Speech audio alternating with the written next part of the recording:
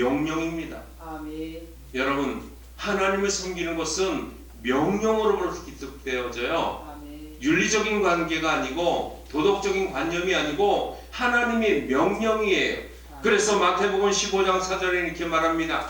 하나님이 이르셨으되 내 부모를 공경하라 하시고 또 아버지나 어머니를 비방하는 자는 반드시 죽임을 당하리라 하셨거늘 이렇게 말해요.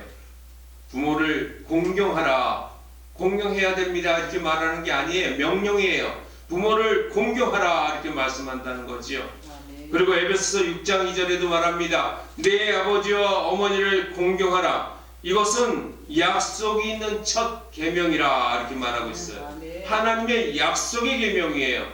지켜야 되는 겁니다. 그런데 지금의 이 시대를 보십시오. 부모를 공경하기까지 부모를 고려장이라고 하세요. 현대판 고려장. 옛날에 고려장은 나이 드신 분 부모님이 이제 양식을 축내니까 그분을 어떻게 해요? 지게에다가 이렇게 매가지고 저 산속 깊은 곳으로 들어가는 거예요. 그리고는 산속 깊은 곳에서 내려놓고 돌아오는 거지요. 그곳에서 산짐승의 먹이가 되든 굶겨 죽으시든 그것은 부모님이 알아서 할 일이고 입 하나를 덜기 위해서 고려장을 지렸다고요. 그것이 얼마나 악법인지를 알고 난 이후에 그 고려장 제도를 치워버렸어요. 없애버렸어요. 그런데 지금은 그 고려장이 난무하고 있다는 거예요. 지게를 사용하지 않지만 자가용에 모시고 와서 돈 몇 푼 맡겨놓고 그리고는 평생 와보지 않는 현대판 고려장이 장무하고 있다는 거지요. 여러분, 시대를 바라봐야 합니다. 부모님은요, 자식을 가르치고 자식을 키울 때 온 애정과 정성을 다해서 가르치고 키웁니다. 목숨까지도 내어줄 만큼 그렇게 자식들을 키워요. 그런데 부모들이 잘못하는 것도 있어요. 자식을 키울 때 부모를 왜 공경해야지를 열심히 교육하고 양육하고 말씀으로 가르쳐야 했어요. 그런데 그런 부분이 빠져버리다 보니까 양육하고 배운 적도 없고 들은 적도 없으니 어떻게 그게 실행이 될 수 있겠어요? 공경으로 받는 믿음의 축복은 배워야 합니다. 공경심을 가르쳐야 합니다. 아멘. 가르치다 않더라면 지금이라도 여러분 열심히 훈육해야 합니다. 하나님이 그렇게 정하셨기 때문이에요. 여러분, 공경심을 배우는 저와 여러분들이 바랍니다. 아멘. 두 번째는요, 룰의 말을 한번 바라보십시오. 6절부터 13절까지의 내용은 이제 하나님께서 이 룻을 사용하는 대목을 말씀하고 있어요. 룻이 어머니 말씀대로 준행하겠다 이렇게 말씀하고 난 이후에 그는요 즉각적으로 어떻게 하느냐, 어른들의 말씀을 따르는 룻의 준행함을 따라야 된다는 거예요. 룻이요 그냥 말로만 제가 어머니 말씀, 나오미 시어머니의 말씀만 따르겠습니다 이렇게 말로써 끝나는 것이 아니라 즉각적으로 시행했다는 겁니다. 그래서 그가 타작마당으로 내려가서 시어머니의 명령대로다 아니라 이렇게 말하고 있어요. 시어머니의 뭐대로요? 명령으로 받고 있다는 거예요.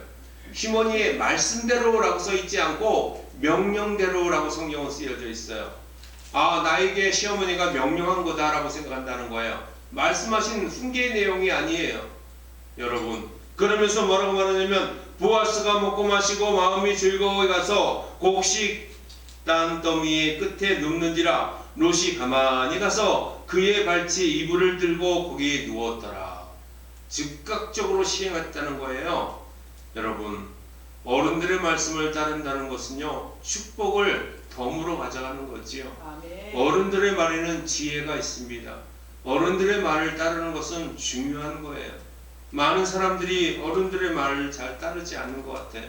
윗 어른들을 공경하고 윗 어른들의 말씀들을 잘 따르면서 그 말씀에 귀를 기울이고 실행하는 이야말로 중요해요. 정치 세계를 봐도 그렇습니다. 젊은 사람들이 잘났다고 자꾸 어른들을 무시하고 이제 지는 해 또는 이빨 빠진 호랑이, 이빨 빠진 상자 이렇게 무시하면서 나가는 것은요 옳은 방법이 아니에요. 어른들을 공경하고 어른들의 말에 귀를 기울이고 그 귀를 교훈 삼아서 살아가는 것 아멘. 중요하다는 거예요.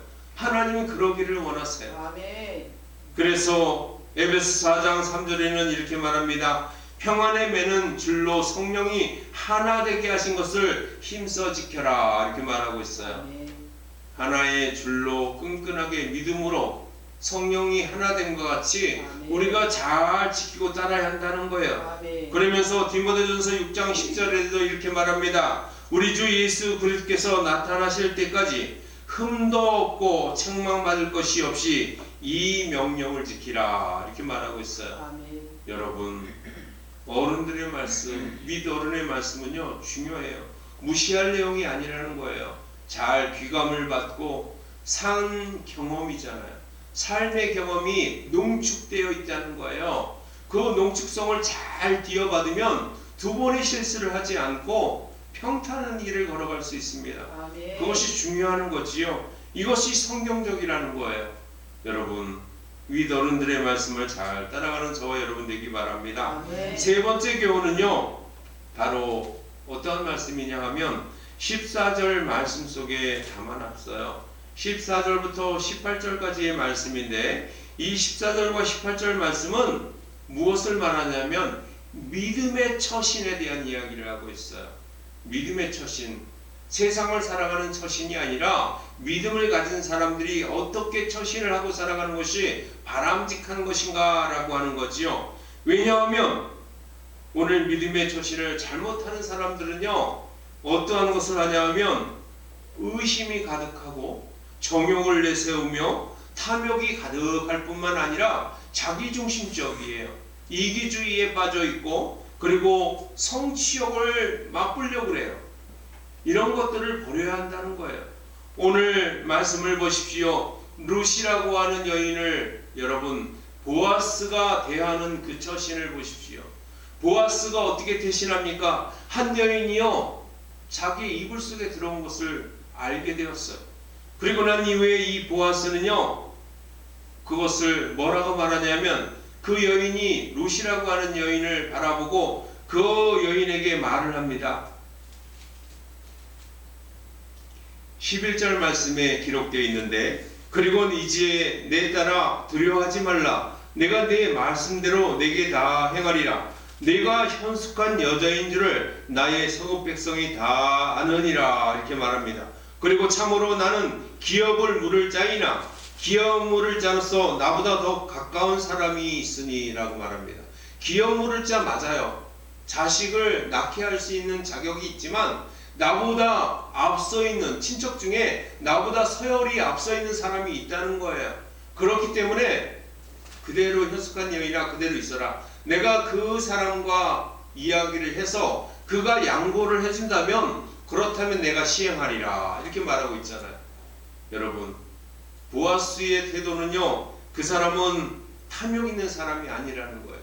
이기적인 사람도 아니고 그리고 욕심 있는 사람이 아니라는 거예요. 믿음의 처신은요 자기의 욕심을 구하지 아니하고 자기의 탐심이 앞서지 아니하고 여러분 수단과 방법을 가리지 않고 치러가려고 하는 정욕의 사람이 아니라는 거지요. 아멘. 여러분 믿음의 처신은 중요합니다.